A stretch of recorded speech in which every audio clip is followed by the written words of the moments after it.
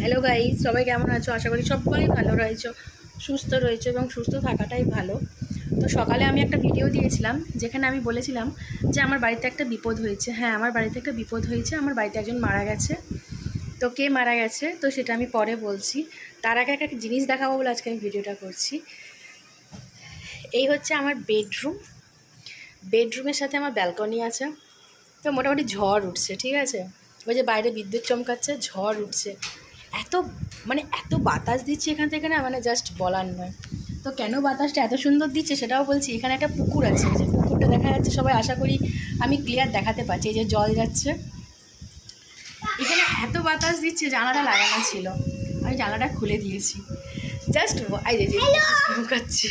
Hello, তোমাদেরকে একটা এত ভালো লাগছে এই বাতাসটা, আমি এত মিস করি। ঝড় উঠলে একমাত্র ভালো লাগে না, এমনি অন্য সময় দেয়, কিন্তু ঝড়ের সময় এই বাতাসটা এত ভালো লাগে। আচ্ছা, ওয়াটারমেলন খাচ্ছে। তো দেখো, এই হচ্ছে আমার শখের ব্যালকনি, লাইটটা জ্বেলে দিই। আজকে আমাদের ওগুলো খাবে। লাইটটা জ্বাললে ক্লিয়ার আসছে না বাইরেটা, তাই লাইটটা নিভিয়ে দিলাম, ঝুঁকবে না। তো আমি ব্যালকনিতে কোনো গ্রিল লাগাইনি, ফাঁকা। হ্যাঁ, আজকে কি মাছ হবে?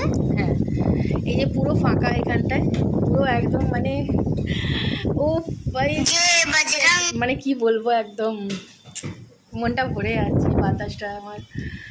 তো এখন তো আমাদের ওষুধ চলছে, আমাদের বাড়িতে একজন